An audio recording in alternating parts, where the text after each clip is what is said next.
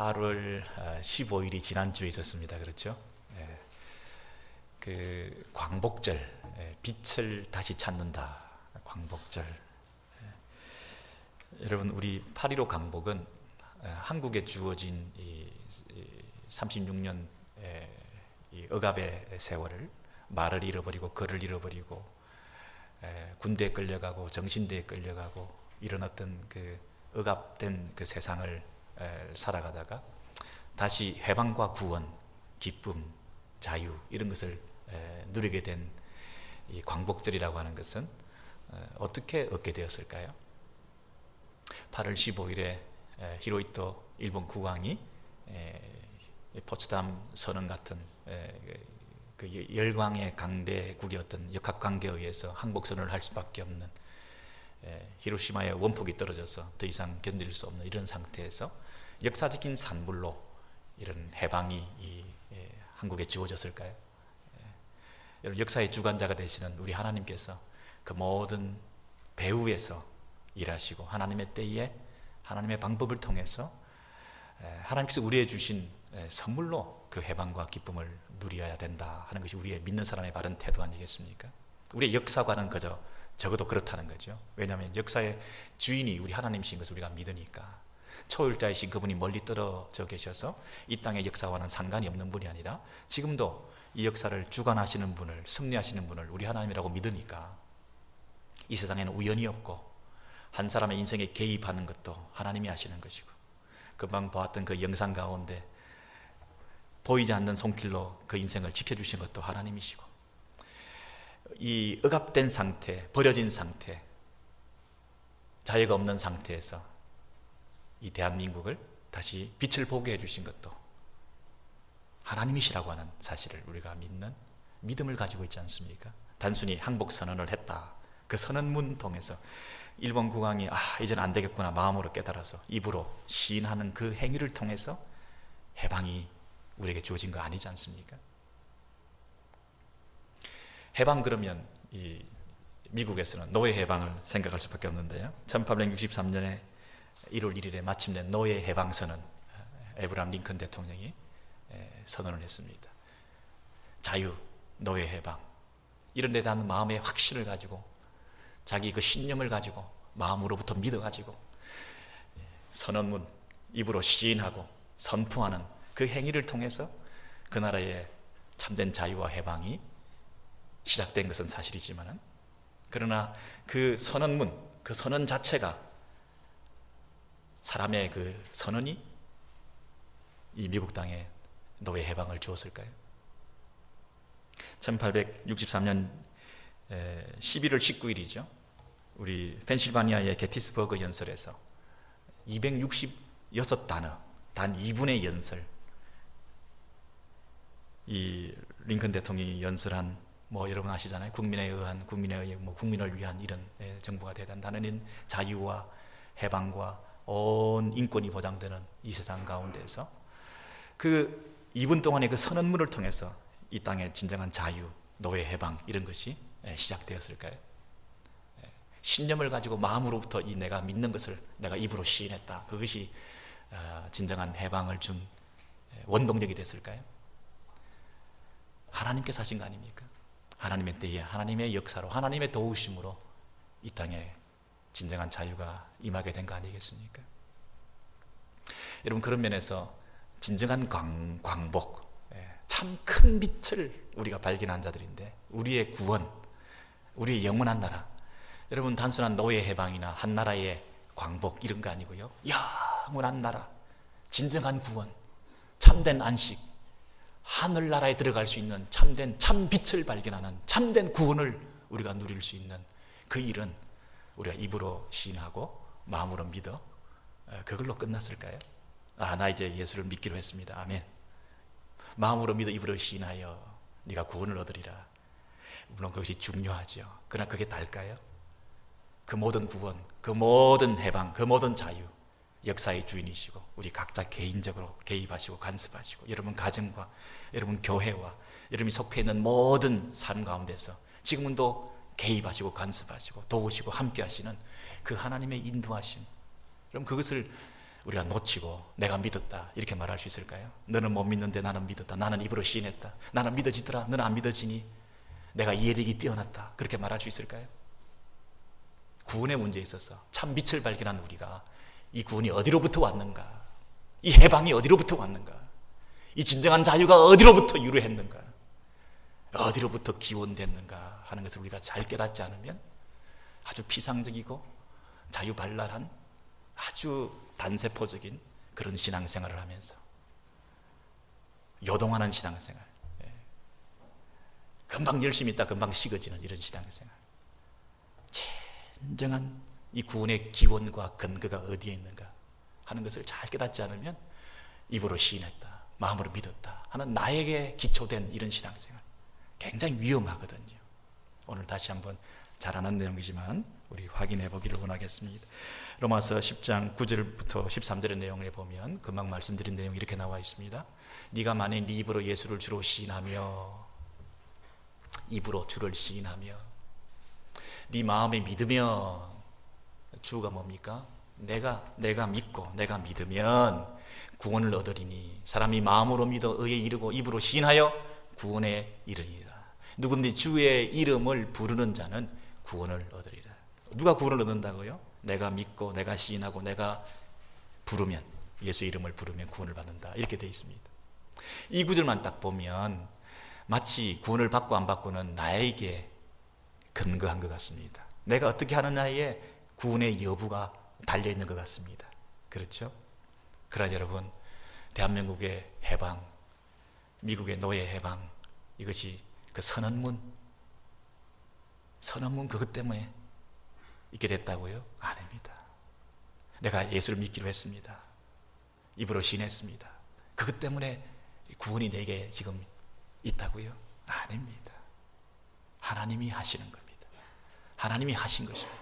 모든 것을 하나님께서 하신 것입니다. 여러분, 우리 입에 어떻게 이 시인이 되게 됐으며 내 마음에서 어떻게 그 믿음이 생기게 되었는지, 여러분 그 기원을 따져야 될 거 아닙니까? 여러분 성경은 뭐라고 지난번에 제가 말씀드렸습니까? 말씀이 의인화된 표현입니다. 예수 그리스도 그분이 우리 안에 들어와 있다 그랬습니다. 우리 입에 있다. 예수가 우리와 가까이 계신다 그랬습니다. 우리가 예수님을 찾으러 하늘에 올라간 적이 있습니까? 우리 힘으로 하늘에 올라가서 구원을 우리 손으로 득할 수 있습니까? 못합니다. 근데 그분이 내려오셨습니다. 성육신 하셨습니다. 그분이 우리의 죄값을 지불하고 십자가에 죽으시고 사망 권세 아래 음부에 내려가셨습니다. 그런데 우리가 그곳에 예수 이름으로 함께 내려가는데 우리가 다시 올라올 수 있습니까? 못 올라옵니다. 근데 그분이 부활하셨습니다. 우리를 위해서 대신 죽으시고 사망하신 그분께서 우리를 위해서 대신 부활하셨습니다. 함께, 우리는 그분과 함께, 성육신 하신 그분과 함께, 그리고 부활하신 그분과 함께 우리가 하늘에 올라갔다가 지옥에 내려갔다가 천국의 구원의 기쁨을 경험하고 사망 권세를 깨고 승리한, 여러분 그분이 지금 우리와 함께, 우리가 함께 있습니까? 우리가 하늘에 올라갈 필요가 있느냐? 네가 땅에 내려갈 필요가 있느냐? 그분이 다 하셨다고 그랬습니다. 그래서 그분이 우리와 함께, 우리 안에, 그분이 어디 있다고요? 우리 입에, 우리 마음에 있기 때문에 우리가 한 것 아무것도 없는데 그분이 다 하시고 다 해놓으신 그것을 우리 안에 집어넣어 주셔서 우리 속에 있는 그것이 고백되어지기만 하면 그것을 가지고 의롭다 여겨주신다고 그랬습니다. 아브라함이 구약시대에 그 멀리 신약시대에 있게 되는 예수 그리스도의 날을 바라보며 기뻐했다고 그랬습니다. 하나님의 약속을 믿었습니다. 하나님께서 그 어렴풋한 믿음을 가지고 그 믿음을, 아브라함 믿음을 의로 여기시고, 의로 여기신다는 말은 뭡니까? 죄인이 하나님 앞에 설 수 있게 되었다는 것입니다. 구원을 받았다는 얘기입니다. 그 어렴풋한 믿음을 하나님께서 대단하게 여겨주시는 것입니다. 대단하게 여겨주시는 것입니다. 여러분 로마서 10장 8절 9절에 그 말씀이 이렇게 나와 있습니다. 8절 9절에 뭐라고 되어 있습니까? 말씀이 내게 가까워 내 입에 있으며 내 마음에 있다. 여러분 우리 입으로 시인하고 마음으로 믿으면 구원을 받는다고 그랬는데, 내가 자생적으로 내 안에서 뭐가 있어가지고 그렇게 내 스스로 내 힘으로 된 게 아니라 그분이 우리 안에 들어오셔서 우리와 가까이 계시고 우리와 함께 하시고 그 말씀이 내 입에 이미 들어와 있고 그 예수 그리스도가 인격화되어서 내 마음에 들어와 계셔서, 그래서 내 마음에 있는 것이 고백되어지고 내 입에 있는 것이 시인되어질 때 그것을 어로 여기시고 구원을 주신다는 것입니다. 네가 한 게 있느냐? 여러분, 우리는 구원의 문제에 있어서 내가 믿었다 자꾸 얘기합니다. 그러나 그 믿음조차도 이미 우리에게 심어주셔서 우리로 하여금 고백되게 하셨는데, 그 고백이 신랄 같은 내 안에 있는 그 확신과 믿음이 하나님께서 귀히 여겨주신다는 것입니다. 어린아이가 옹알이를 하면서 무슨 이상한 말을 했는데 아버지는 아빠라고 불렀다고 우기는 거예요. 아빠라고. 얘가 아빠라고 불렀다고, 엄마라고 불렀다고. 그래서 그 아이를 껴안으면 내 아들아, 내 아들아 품어주는 이 자애롭고 사랑이 많으시고 관대하시고 너그러우신 우리 하나님 아버지께서 이 땅에서 탄식하고 눈물 지으면서 주의 이름을 부르고 주님을 바라보고, 나는 부족하지만, 나는 아무것도 아니지만, 나는 한 것이 아무것도 없지만 내 안에 있는 이 신랄 같은 믿음을 가지고 내 입에 부어주신 이 예수 그리스도를 고백하고, 주여, 예수님이 나의 주님이십니다. 그렇습니다. 나는 아무것도 한 것이 없는데 그분이 이 땅에 성육신 하셨군요. 내려오셨군요. 우리는 하늘에 올라갈 수 없는데 그분이 이미 내려와 주셔서 우리를 만나 주셨군요. 우리는 저 사망 권세 아래 죽을 수밖에 없었는데 그분이 부활 승리하셔서 우리와 함께 하시고 이 땅에 능력 있는 구원의 삶을 살아갈 수 있도록 우리 안에 들어오셨군요. 믿습니다. 나는 한 것이 없는데 그분이 다 하셨다는 사실을 믿습니다. 그래서 그 예수를 마음에 믿고 입으로 시인하면, 아무것도 한 것 없는 사람이 마음으로 믿고 입으로 시인하는 그 작은 행위를 통해서 의로 여겨져요. 엄청난 일을 한 것처럼, 마치 우리가 다 한 것처럼 우리에게 구원의 선물을 주신다고. 그 하나님 아버지의 관대하심으로 지금도 여러분을 초청하고 계시는데요. 여러분, 이 믿음, 이 시인됨, 이 확신, 여러분이 한 것이 아무것도 없다, 하나님이 다 하셨다, 여러분 그것을 받아들이시기 바랍니다. 거부하지 마시기 바랍니다. 인정해 드리시기 바랍니다. 인생 역사 가운데 개입하십니다. 여러분의 개인사 가운데 여러분, 우리 하나님이 개입하셨습니다. 여러분이 하나님을 알기 전에 하나님이 여러분을 아셨습니다. 여러분을 위해서 십자가에 당신의 아들을 내어 던지시면서 십자가에 달려 죽게 하시고 부활 승리하신 그 예수 그리스도가 우리 안에 계십니다. 여러분, 그 예수 그리스도를 믿으십니까? 그 예수 그리스도를 여러분 입으로 시인하십니까? 하나님께서 그걸 귀히 보십니다. 여러분의 아멘을 귀히 보십니다. 하나님께서 여러분에게 구원의 선물을 주신다는 것입니다. 세상에 많은 사람들이 있는데 그것을 믿지도 않고 알지도 못하고 받아들이지도 못하고, 근데 우리 속에 있는 이 아름다운 믿음을 하나님께서 귀히 보셔서 영원한 구원을, 참된 광복을 맛볼 수 있도록 은혜를 주신다는 것입니다. 여러분, 이 확신 가지시기 바랍니다. 이 예수 그리스도의 이름을 부른다고 하는 말이 여러분 어떤 의미입니까? 예수의 이름을 부르는 자는 구원을 받는다 그랬습니다. 사실 이것은 구약적인 표현입니다. 요엘서를 보시면 똑같은 표현이 이렇게 나와 있습니다. 요엘서 2장 32절에 보시면, 여호와의 크고 두려운 날이 이르기 전에 누구든지 여호와의 이름을 부르는 자는 구원을 얻으리니. 여러분, 새로운 것, 색다른 것, 다른 방식이 있는 줄 알았더니 신약시대에도 예수 그리스도의 이름을 부르는 자는 구원을 얻으리라. 구약시대에도 누구든지 여호와의 이름을 부르는 자는 구원을 얻으리라 그랬습니다. 구약이나 신약이나 똑같은 방식으로 예수의 이름을 부르고 하나님의 이름을 부르는 자에게 구원이 임한다, 이렇게 말하고 있습니다. 여러분, 우리가 누군가의 이름을 부른다는 얘기는 외부로부터 도움을 요청하는 것입니다.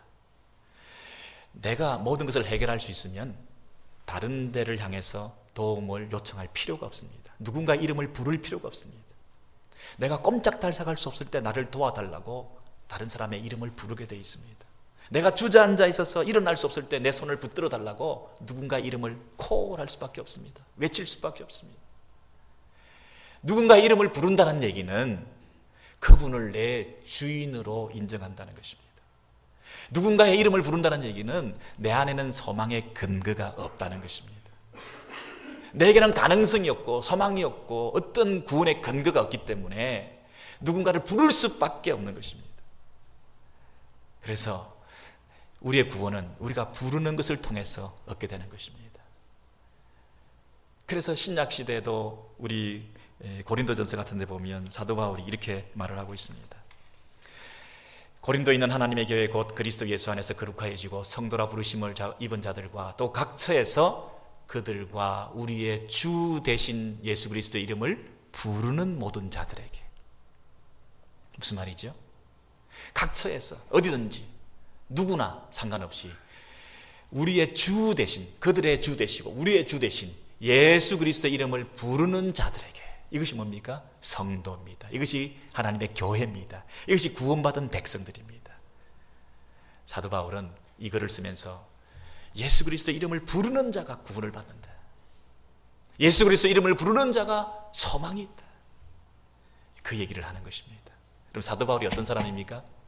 사도 바울이야말로 다른 사람의 이름을 부를 필요가 없는 사람이었습니다. 자충족한 사람이었습니다. 스스로 만족하고 하나도 부러울 것이 없는 사람이었습니다.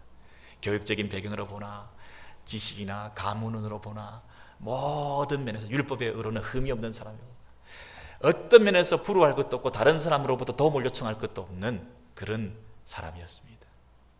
그런데요, 이 사도 바울이 다메섹을 향해서 가고 있었는데 큰 빛을 발견했습니다.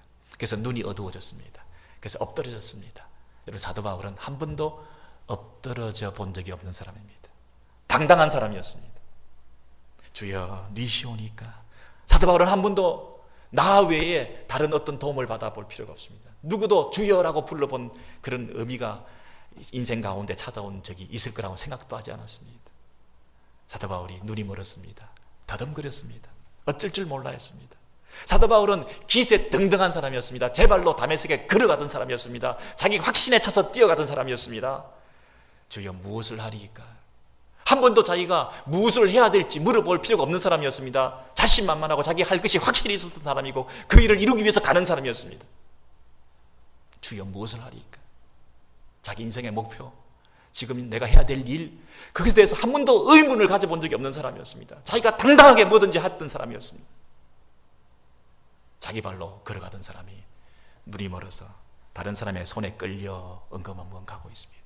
사도 바울은 한 번도 다른 사람의 도움이 필요하지 않았던 사람입니다.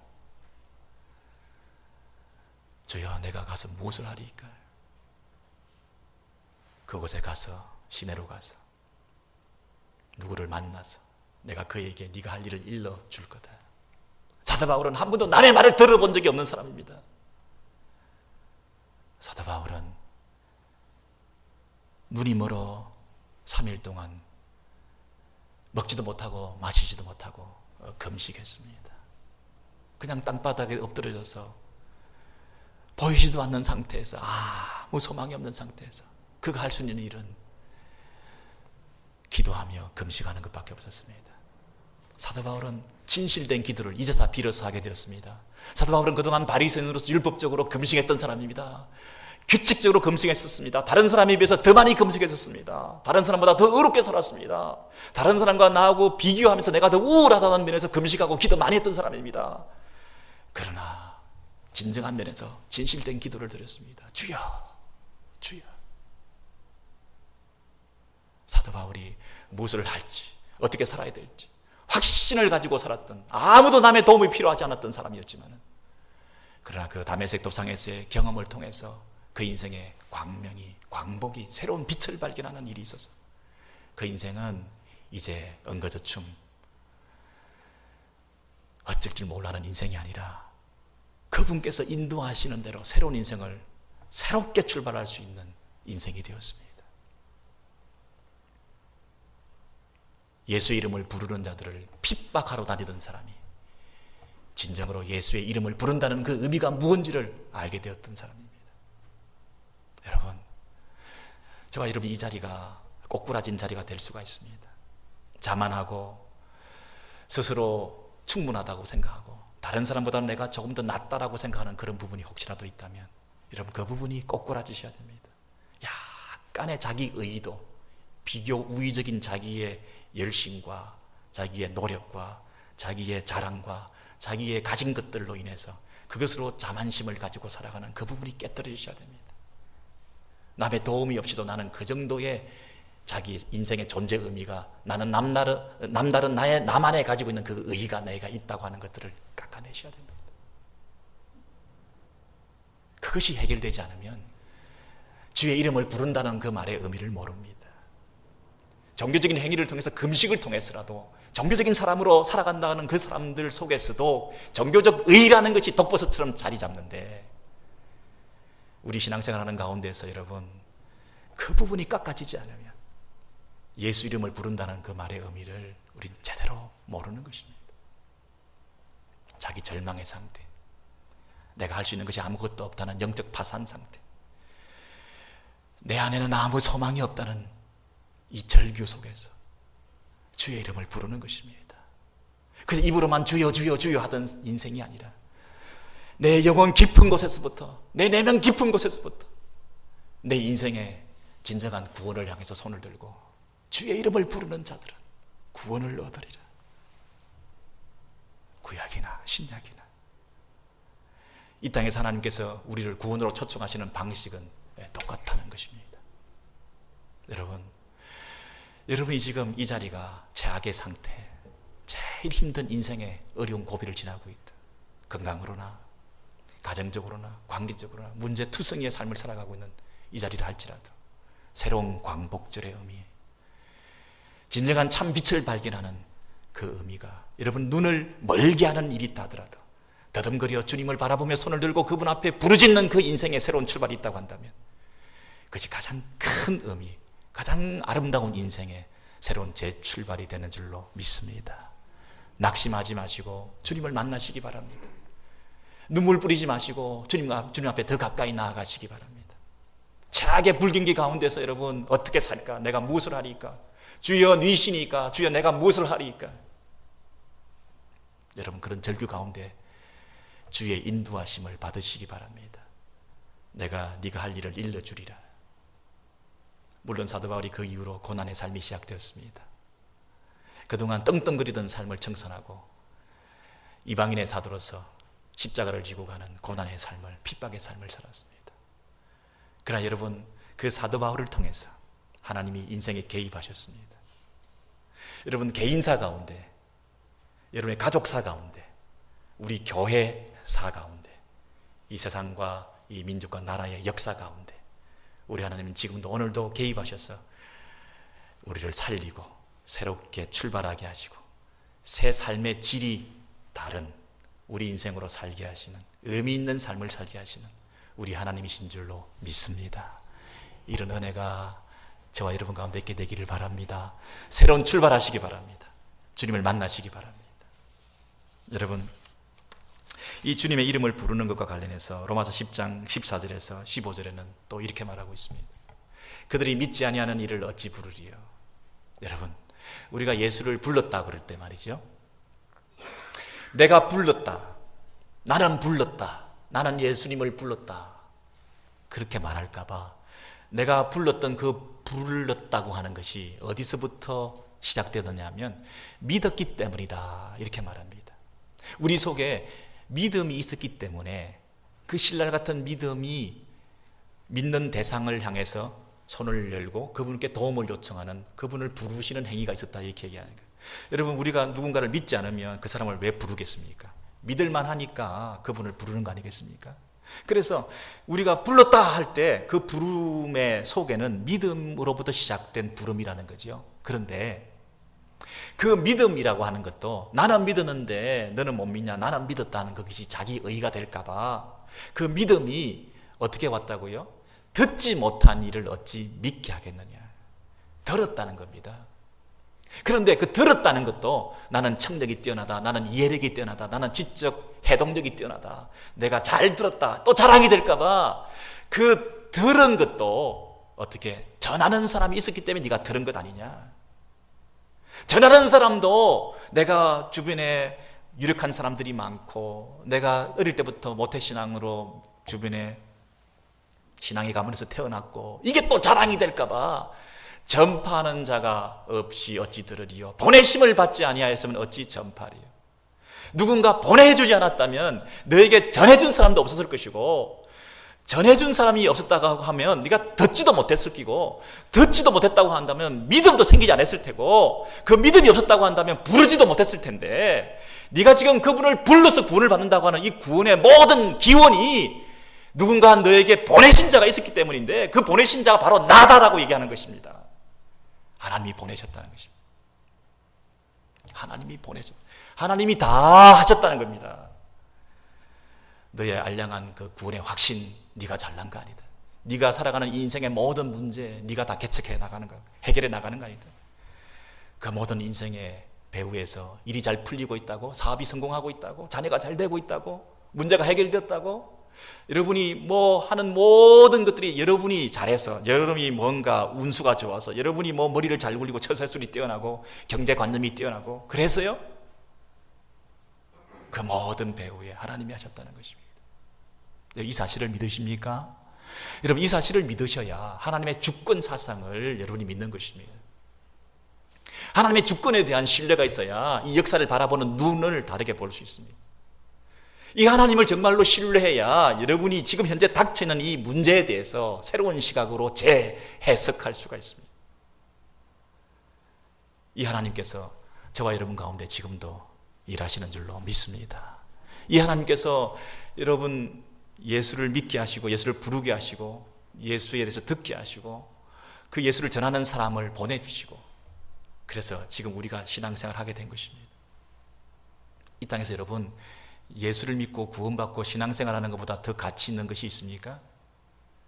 이 땅에서 한 나라의 해방과 신분과 계급의 상승과 이런 것보다 더 중요한 영원한 나라에 대한 이 문제가 여러분 더 중요하다고 할 때, 이것에 대한 하나님이 다루시는 방법과 이것에 대한 하나님의 이 원리들을 잘 터득해서 이것을 우리 자녀들에게 가르치고 다음 세대에 가르치고, 이 원리들을 가지고 이 세상에 하나님 나라를 확대해가고 이 복음을 전거하고 하는 그 일 외에 더 가치 있는 일이, 더 시급한 일이 있을까요? 여러분, 이 일에 우리가 소명받은 자들 아닙니까? 우리가 부르심받은 자들 아닙니까? 이 일에 생명 걸기 위해서 이 교회에 모여있는 자들 아닙니까? 이 교회가 왜 존재합니까? 이 교회를 통해서 하나님이 하시고자 하시는 그 일을 하기 위해서 우리가 이 땅에 존재하지 않습니까? 죽어가는 영혼이 있습니다. 그 영혼을 살릴 수 있는 유일한 길은 뭡니까? 그 영혼을 살릴 수 있는 유일한 길이 뭡니까? 복음을 듣는 것, 말씀을 듣는 것 아닙니까? 믿음은 들음에서 난다고 그랬습니다. 그 들음은 하나님의 말씀이라고 그랬습니다. 하나님의 말씀을 듣게 하는 것 외에 우리가 보냄받은 자로서 우리를 하나님께서 보내셔서 우리 입을 통해서 그 말씀을 전해서 그 말씀을 들려줄 때에 그 말씀을 들은 자가 믿음이 생기고, 그 믿음이 생긴 자가 하나님을 향해서 손을 열어 도움을 요청하고 주의 이름을 부름으로 말미암아 구원을 받는다고 하는데, 그 일에 우리가 부름받은 자로서 해야 될 사명이 있는데 그거 외에 더 급한 일이 뭐가 있겠습니까? 그 영혼을 살리는 길은 그것밖에 없는데, 우리 자녀들을 살리는 일은 그것밖에 없는데, 하나님의 은혜가 임해야 그 인생이 살 텐데, 주의 이름을 부르는 자, 주의 이름을 부르는 자, 주의 이름을 부르게 하는 그 일 외에 다른 어떤 소망이 있습니까? 세상에서 조금 더 여유 있다고 그것이 인생의 의미가 있습니까? 세상에서 조금 잘 나가는 직장을 가졌다고 그 인생이 의미가 있습니까, 여러분? 아니지 않습니까? 나는 가능성이 없다는 것을 고백하고 주의 이름을 부르는 자에게 하나님의 은혜가 임해서 그 인생을 살려주시는 것 외에 다른 방법이 없지 않습니까? 얄팍한 자기 의를 가지고 상대적인 우위를 가지고 살아가는 그 인생들의 불쌍함을 보면서 우리가 한탄하면서, 저렇게 살아서는 안 되는데, 하나님의 은혜를 알아야 되는데, 주의 이름을 부른다는 그 말의 의미를 알아야 되는데, 정말 꼬꾸라져야 되는데, 사도 바울처럼 그렇게 잘 나가는 인생 살아가는 것을 부러워하면서 인생의 전반전은 사도 바울의 인생이 성공한 인생입니까? 가장 실패한 인생 아닙니까? 그것을 우리는 성공이라고, 세상에서 대단한 인생을 살았다고 부러워하는 그런 모습의 상을 우리 자녀들에게 제시해주면서 우리가 살 수 있습니까? 깨어져야 되죠. 바닥을 쳐야 되죠. 망해야죠. 눈이 멀어야죠. 그런 일을 통해서라도 진정으로 주의 이름을 부르는 자, 그 사도 바울이 될 수 있게 만드는 그 일에 우리가 보냄받은 자로서 쓰임받아야 되지 않습니까? 다른 게 무슨 방법이 있습니까? 성도가, 이 시대 교회가 그 사명 감당하지 않고 그 일을 하지 않으면서 공동체로 모여서 두른두른 우리 경조사 챙겨주면서 서로 위로받고 살고 이민생활의 서러움을 달래면서 외로움을 달래면서 밥이나 먹으면서 살아가는 그것이 무슨 의미가 있겠습니까? 구령의 열정, 하나님께서 우리를 이 땅에 보내셨다고 하는 전파하는 자를 통해서 일하시고 말씀을 전하고 그 말씀을 듣고 믿음이 생겨서 그 믿음을 통해서 하나님을 바라보고 믿고 구원을 받고 영생의 축복을 누리면서 하나님의 은혜를 잊고 살아가는 이 생명력이 있는 삶을, 영적으로 승리하는 삶을 살아가는 것 외에 무슨 다른 방법이 있습니까? 사탄이 지금도 하는 일이 뭐겠습니까? 말씀을 전하면 그 말씀을 듣고 그 말씀을 들음으로 내 안에 믿음이 생기고 믿음이 생겨서 그 믿음을 가지고 이 땅에서 승리하는 삶을, 하나님 앞에 의지하는 삶을 살아가는 그 인생을 살면 사탄이 제일 싫어하는 거 아니겠습니까? 그리고 어찌하든지 이것을 방해하는 것이 사탄의 공작 아니겠습니까? 어떻게 해서라도 믿음이 생기지 않도록, 말씀이 안 들리도록 그렇게 공작을 하는 것이 사탄의 괴략 아니겠습니까? 여러분 10장 15절과 16절에 보시면 동일하게 이것이 구약에서 말씀하고 있는 구절들인 것을 우리가 알 수 있죠. 같이 한번 읽으실까요? 시작. 전파하는 자가 없이 어찌 들으리요? 보내심을 받지 아니하였으면 어찌 전파하리요? 기록된 바 아름답도다. 좋은 소식을 전하는 자들의 발이요 함과 같으니라. 그러나 그들이 다 복음을 순종하지 아니하였도다. 이사야가 이르되 주여 우리가 전한 것을 누가 믿었나이까 하였으니. 여러분, 누구든지 주의 이름을 부르는 자는 구원을 얻으리라. 구약과 신약이 동일했습니다. 그렇죠? 그런데 그 구원을 이루는 방식도 어떤 원리로 하느냐 하면 전파하는 자를 통해서, 하나님께서 보내신 자를 통해서 그 하나님의 보냄받은 자가 전파하게 될 때에 그 메신저를 통해서 복음을 받아들이는 방식으로 하나님의 구원을 이룬다는 것이죠. 그것이 구약이나 신약이나 똑같다는 것입니다. 구약이나 신약이나 뭐라고 얘기를 하냐면 기록된 바, 구약에 기록됐다는 얘기죠. 구약에도 똑같이 아름답도다 좋은 소식을 전하는 자들의 발이요 하나님께서 이 메신저를 통해서 일하신다는 거죠. 그러나 그들이 다 복음을 순종하지 아니하였도다. 이사야가 이르되, 이사야는 누굽니까? 하나님께서 보낸 자입니다. 하나님께서 보내신 자, 보냄받은 자가 이제 이사야가 전하였습니다. 이사야가 이르되 주여 우리가 전했다고 그랬으면 이사야가 전한 것을 이제 누가 믿었습니까? 그것을 듣고 믿는 자. 이런 똑같은 방식으로 하나님께서 보내시고 그 말씀을 듣고 그 말씀을 믿고 그 믿음을 통해서 그분을 부르고, 그래서 그분을 부를 때에 그분이 우리에게 구원을 주시고 행복을 주시고 참된 성공을 주시고 진정한 만족을 주시고, 이런 신앙생활을 하게끔 구약이나 신약이나 동일하게 역사하시고 그 구원을 이루어가는 방식은 똑같다는 것입니다. 여러분, 그런 면에서 오늘 제가 설교 제목을 우리는 설교를 믿습니다 그렇게 달았습니다. 전하는 자를 통해서, 전하는 그 메시지를 통해서 하나님이 지금도 그 일을 하고 계신다는 것입니다.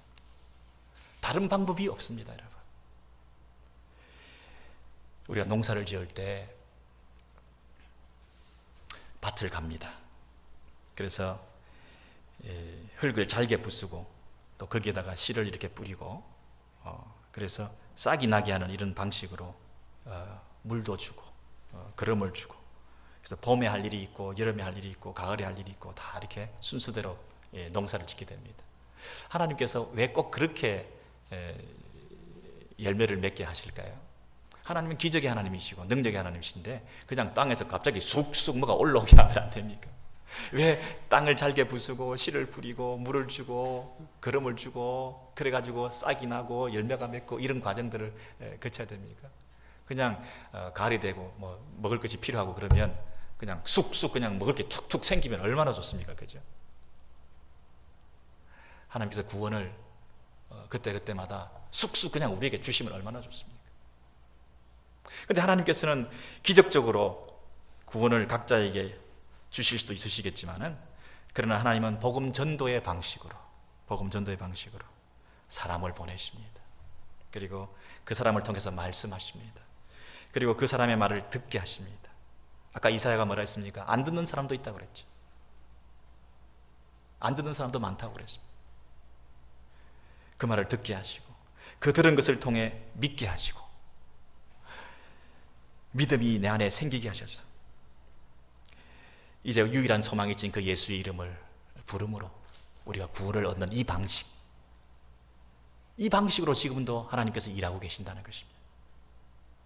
어떤 분들은 그냥 기적적인 방식이면 참 편하고 좋을 텐데, 그죠? 굳이 이렇게 사람을 보내시고 그 사람을 통해서 말씀하시고 그 말씀을 들어야 되고 그 듣는 과정을 통해서 믿음이 생기게 하시고 이런 방식으로 왜 일하시는가? 믿음은 들음에서 난다. 들음은 하나님의 말씀이라. 이 하나님의 말씀 가지고 그렇게 전하고 뭐 이런 맨날 설교하고 예배 시간에 설교 비중이 너무 많고 너무 지루하고 길고 뭔가 도대체 이 설교에 대해서 우리가 믿음이 없습니다. 요즘은 설교를 무시하는 시대입니다. 저는 설교를 믿습니다. 설교를 믿습니다. 하나님을 믿습니다. 하나님이 일하는 방식을 믿습니다. 설교가 점점 인기가 없어지는 그런 시대에 살고 있습니다. 아직은 그래도 설교를 여러분 들으십니다. 그러나 10년, 20년 후에 어떻게 될까요? 설교 안 듣습니다. 들을 필요가 없습니다. 점점 어떻게 될까요? 지금 요즘 시대의 설교에 대한 그 신뢰와 리스펙트하는 마음이 30년, 50년 전하고 똑같을까요? 많이 퇴색되었습니다. 요즘은 인터넷의 발달로 TV를 통해서 여러분 개인적으로 설교 들을 필요가 없이 그냥 하나님 말씀을 접하고 예배드리고 이렇게 할 수 있다고 생각을 합니다. 더 멋있지 않습니까? 한적한 곳에 조용한 곳에 자리를 깔고 앉아서 바람이 불고 바다가 파도가 치고 책을 펼치고 성경을 읽고 독서하고 책을 읽고 훨씬 멋진 그림 아닙니까? 저 개인적으로도 좀 그런 성향입니다. 이렇게 막 나와가지고 뭐 예배드리고 번잡하고 사람들 만나야 되고 남의 말을 이렇게 일방적으로 몇십 분이나 들어줘야 되고 이거 보통 일이 아니지 않습니까? 혼자 내가 조용한 곳에서 책을 보고 하나님을 알아가고 이거 얼마나 좋은 방법입니까? 근데 왜 이렇게 혼자서 성경 읽기를 하라고 하지 않고 설교를 들으라고 할까요? 믿음은 들음에서 난다. 들음은 하나님 말씀이다.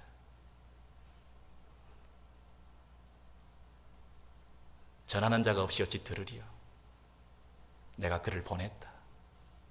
여러분 이 사이클을 저는 믿습니다. 로이드 존스 목사님이라는 분이 이런 얘기를 했습니다. 왜 교회를 굳이 만드시고 그 교회의 사람들을 불러 모아서 설교하는 방식을 통해서 하나님은 구원을 이루어 가시나? 왜 그러냐 하면 그분이 이렇게 말했습니다. 책을 읽으면 나에게 부대끼고 내가 원하지 않는 구절이 나오면 내 테이스트에 맞지 않으면 책을 내던진다. 심지어 페이지를 찢어버리기도 하고 마음에 들지도 않고 쓰레기통에 던져버린다. TV를 보면 채널을 돌리고 내가 원하는 것만 듣기를 원하고 내가 원하지 않는 것을 들으면 우리는 그것을 던져버리게 된다. 그런데 회중으로 모이면 그 말을 듣고 일어나고 싶은 충동이 생길 때라도 일어날 수가 없다. 그분은 그렇게 말을 했어요. 그래서 그 말씀을 달게 받아들이고 하나님 말씀으로 받고 그 말씀을 또 듣게 되고 회중으로 모이는 이유가 바로 그것이다. 그렇게 말을 했어요. 지난 주일에 외부 강사님이 오셔서 시간과 물질을 하나님께 드려야 됩니다. 아주 부담스러운 말씀을 하셨어요. 지난주에 안 오신 분을 위해서 제가 좀 리바이브를 해야 되겠다. 하나님께 시간을 드려야 됩니다. 주일을 소홀히 하시면 안 됩니다. 안식일의 정신을 잘 계승해서 주일을 정말로 율법적인 건 아니지만 하나님 앞에서 생명을 다해서 우리 신앙의 선배들을 잘 기억하면서 주일을 지키셔야 됩니다. 11조가 구약의 어떤 그 율법적인 것은 아니지만 그러나 최소한 기본적인 하나님 앞에서 드려야 되는 구별되어 드리는 성도의 바른 자세입니다. 물질을 드리지 않고 믿음만 있다고 말하는 것은 엉터리입니다. 직분자들만 11조 드리는 것이 아니라 모든 성도들의 의무입니다. 누구나 다 그렇게 할 때에 하나님께서 이 불경기에 오히려 더 놀라운 믿음의 부유함을 주시고 그 귀한 믿음을 보시고 하나님께서 더 여러분의 인생을 책임져 주실 것입니다. 10의 10으로 내가 열심히 사는 것, 내 힘으로, 10의 9로 살고 10의 1을 드림으로써 하나님이 나를 살게 하시는 것, 둘 중에 어느 것을 택하시겠습니까? 이렇게 도전을 주셨습니다. 여러분, 부담스럽잖아요. 에이, 오랜만에 교회 왔더니 또 헌금 얘기한다. 자리에서 일어나고 싶잖아요. 그죠? 그냥 나가버리고 싶잖아요. 다른 핑계 대고 전화 왔습니다 하고 나가고 싶잖아요. 그러나 여러분, 집에서는 TV 들으면서 헌금 설교하면 채널 돌려버리겠지만 교회에서는 회중 가운데 앉아서 그 말씀을 달게 받는다는 거예요.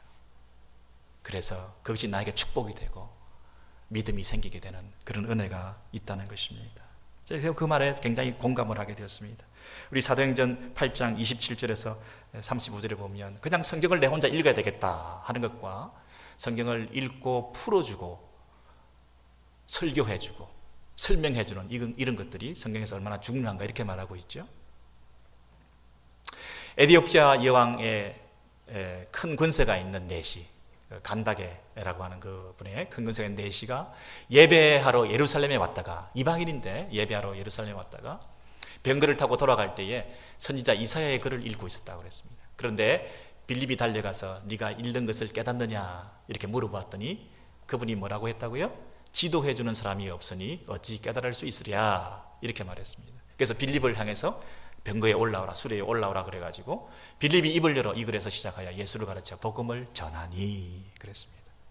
그래서 읽는 것도 중요하지만 읽는 것으로 충분하지 않다고 하면서 하나님께서 전해준 사람을 통해서 그 복음을 설명해주고 풀어주고 마음이 뜨거워지고 믿음이 생기게 하고 하는 이런 하나님께서 쓰시는 방법으로 이 일을 하신다는 것입니다.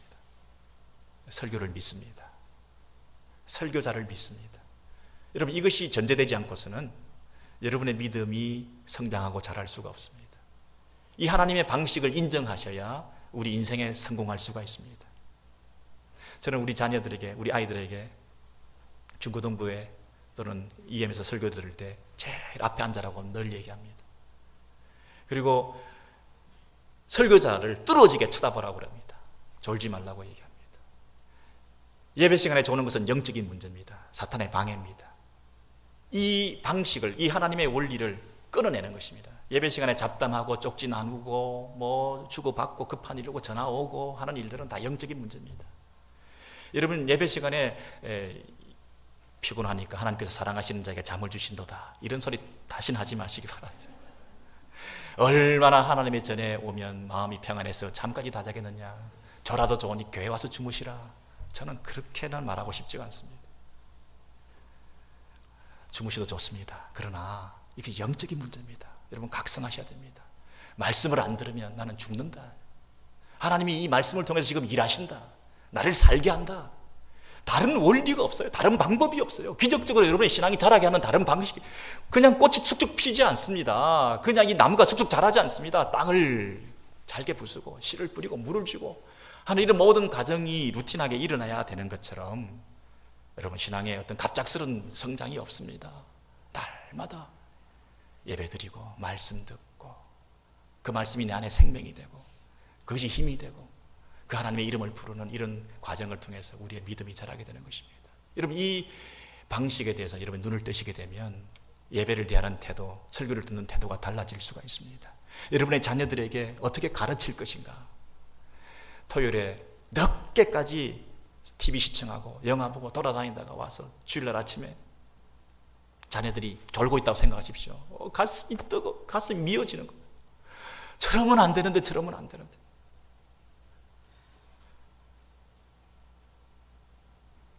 여러분, 어떤 분이 너무나 낙심해서 교회라고 왔습니다. 우리 오렌지힐 교회 2부 예배에 들어오셨는데 성도들이 많이 자리에 비어 있습니다. 다 집에서 예배 드리고 있고, 그리고 많은 분들이 졸고 있습니다. 자기는 생명을 회복하기 위해서, 자기의 그 인생의 문제를 해결하기 위해서, 구원을 얻기 위해서 교회라고 찾아왔는데 성도들이 아무 설교에 대한 기대가 없이 그러고 있으면, 여기는 아니구나. 기독교는 생명이 없구나. 기독교는 죽었구나. 그냥 종교적인 행위를 하고 있구나.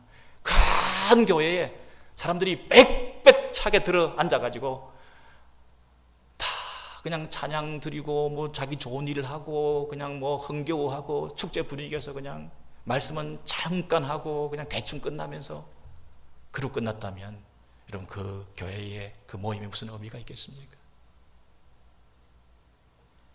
설교 노트를 하시고 받아 적으시고 기록하시고 성경에 밑줄을 치시고 깨달은 말씀에 대해서 감격하시고 그 말씀을 통해서 내 영혼이 살아난다는 그런 기쁨이 있고 눈이 똥알똥알 이렇게 바라보시면서 말씀에 대해서 갈급해하는 그런 모습이 있을 때 다른 분들이 불신자들이 와서 야 저거야말로 나를 살리는 것이구나 저렇게 사는 것이구나 그걸 배울 거 아니겠습니까? 어떤 권사님이 마지막으로 인생을 살아가면서 양로원에 입원을 하시게 됐는데 이분이 평소에 전도를 많이 하시던 분인데 이제 덜 누워 계시니까 전도를 할 수가 없습니다. 야 복음을 전해야 되는데 말씀을 전해야 되는데 하나님께서 나를 보내셨는데 이 땅에 보내셔서 그 말씀을 전해서 내가 전한 말을 통해서 믿음이 생기게 하는 이 일을 내가 해야 되는데 내가 CD를 나눠주면서 이 전파된 말씀 이 전한다는 얘기는 메시지를 전한다는 얘기거든요. 그냥 복음을 전한다는 것과 설교를 전파한다는 것 같은 의미거든요. 그래서 이 복음을 전하고 말씀을 나누고 테이블 나누고 이 사역을 마켓스트 하고 이런 분이 병원에 들어누워 있으니까 어떻게 해요? 보냄받은 자로서의 사명을 감당해야 되는데 그래서 생각을 하다가 용돈을 꼬개꼬개 모았다가 그래서 아르바이트생을 고용했습니다. 그래서 그 대학생이 이렇게 말했습니다. 내가 들어누워서 이 성경책을 읽을 수 없기 때문에 자네가 좀 읽어주게나. 그래서 하루에 서너 시간을 성경을 읽었습니다. 근데 중요한 성경 구절이 나오면 내가 잘 못 들었으니까 한 번 더 읽어주게나. 주 예수를 믿으라 그리하면 너와 내 집이 구원을 얻으리라. 내가 잘 못 들었네. 한 번 더 크게 읽어줘. 호기심을 가지고 이해가 안 되는 부분들이 있으면 이 할머니가 설명을 해줍니다. 여러분 이 할머니가 들어누워 있는 몇 년 동안에 10명의 대학생이 성경을 읽으면서 예수를 영접했다는 그런 기록이 있지 않습니까? 저와 여러분이 전하는 자의 사명 잘 감당할 수 있게 되기를 바랍니다. 그래서 여러분이 전한 그 대상이 그 말씀을 통해서 믿음이 생기고 그 말씀을 듣고 믿음이 생기고 하나님이 하시는 일입니다. 다른 방법이 없습니다. 집회에 나와서 사랑하는 축제를 통해서 복음이 전파될 때 어쨌든 이곳에 오게 만들어서 말씀을 듣게 만들어서 그 들은 말씀을 통해서 믿음이 생기고 내가 믿는 그분을 향해서 손을 들어 그분의 이름을 부르는 그래서 그 이름을 부를 때에 그분이 주시는 놀라운 은혜가 행복감이 참된 평안이 진정한 구원이 이 땅에서 그들이 맛보고 살아갈 수 있는 새로운 인생을 살아갈 수 있는 여러분의 그 역할들을 이 땅에서 우리가 감당해야 되지 않겠습니까? 자, 여러분이 지금 어떤 상태에 있든지 여러분 주의 이름을 부름으로 말미암아 그분이 찾아오셔서 여러분을 일깨우시고 힘주시고 일어나게 하시고 성립케 하시고 진정한 성도의 삶을 살아갈 수 있는 이 방식 우리가 신뢰하고 설교를 믿습니다. 전도자를 믿습니다. 하나님이 일하시고 계시는 방식을 믿습니다. 이 방식대로 우리 자녀들을 양육하고 우리의 믿음이 성장해 나가고 우리 교회가 성장하고 부흥하는 그런 역사가 있게 되기를 소원합니다. 기도하겠습니다.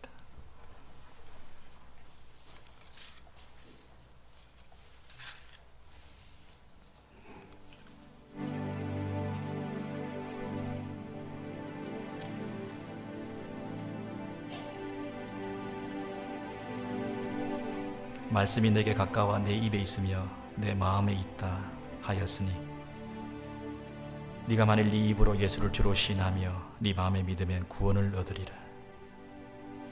전파하는 자가 없이 어찌 들으리요 보내심을 받지 아니하였으면 어찌 전파하리요.